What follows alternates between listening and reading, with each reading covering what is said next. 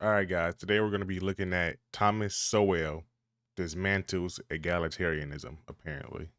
Let's see. Let's get right into it. I think we're talking at cross purposes. On the one hand, we're talking about results that we're hoping for.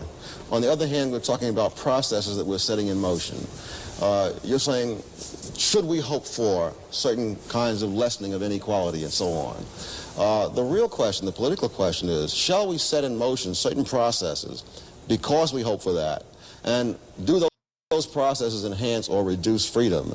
And I think the argument that Milton is making, certainly the argument that I would make, is that the attempt at doing these things, and it doesn't really matter, it's a complete straw man to talk about absolute inequality.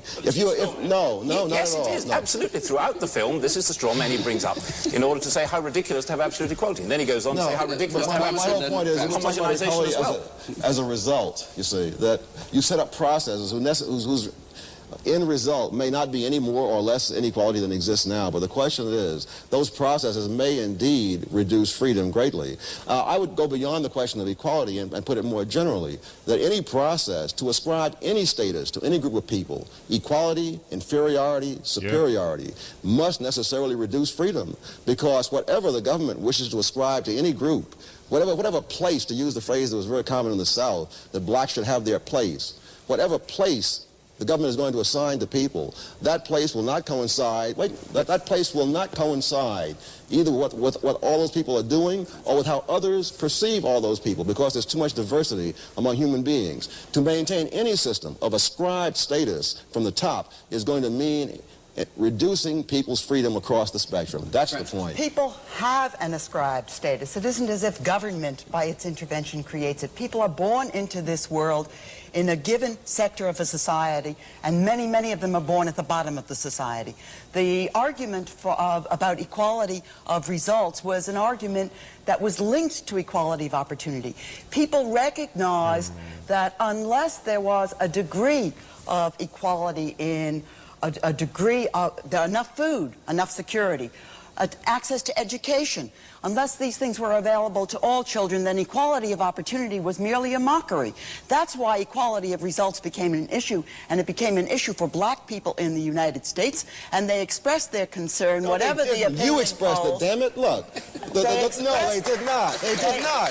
They expressed Francis, finish it and then reply. They expressed their will by their extraordinary participation in a protest movement that began in the late 1950s and didn't end until the 1960s. Intellectuals were not in that protest movement. You want me to Black answer or you want to keep people were going? in that protest. You want me to answer? I finished. Good. Black people have never supported, for example, affirmative action, quotas, anything of that sort. Wherever polls have been taking a black opinion on such matters of should people be paid equally or should there be this or that, black people have never taken a position that you described. So it is not a question of what black people chose to do. It's what you choose to put in the mouths of black people. It is what you choose to project. It is not what any black people have ever said.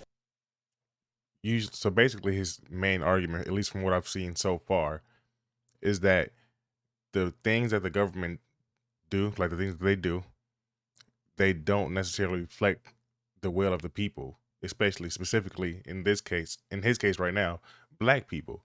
Affirmative action, all of these type of social things, welfare, all of this stuff, all of these social engineered tools to help black people never even approved of. They never even had to say in, for it in the first place. And he's getting irritated with this woman because this woman is trying to guise it as if the black people are saying that, when in reality they're not saying that. A lot of black people don't support affirmative action, actually. At least the ones that I know of. They don't necessarily they take offense to it, actually.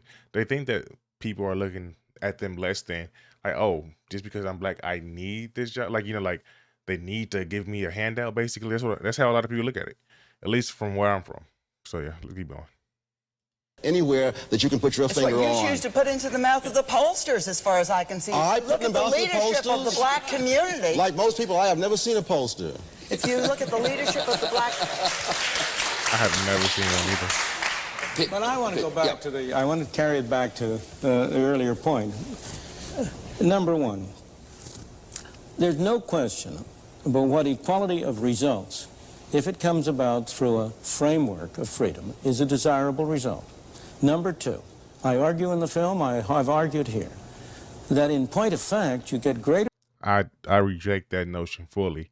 That equality of outcome basically is what he's trying to say, is a desired result if it in fact invokes freedom within how it was like how it came upon basically. I reject that fully. I don't think equality of outcome is ever the goal of anything, because that's basically socialism. You know, do we want socialism up in America? I don't. I know I don't. Equality of outcome means that everybody's either a loser, because nobody can, like, not everybody can be winners. So that means that everybody's a loser if it's equality of outcome. And I don't want that in the slightest. What he just said right there to me was terrible. This guy, I don't even know his name. The interviewee, I guess, or interviewer. I'm stupid. Yeah, he definitely just lost me with that one. Greater equality of actual results by a system under which people are free to achieve unequal results. That for the poor people of the world like that Francis Fox Piven was talking about, the most effective mechanism for enabling them to improve their status is not a governmental program which seeks to ascribe to them certain positions, which seeks to provide them with certain goods and services, but a governmental program which tries to eliminate arbitrary barriers to advancement. I would say that in this world, the greatest source of inequality has been special privileges granted by government. That government, you may talk a great deal, there may be a lot of talk about how we're going to eliminate inequality. But if you look at, go back to your case of Britain, is there any doubt that one of the effects of governmental intervention in Britain has been to create new opportunities for special classes?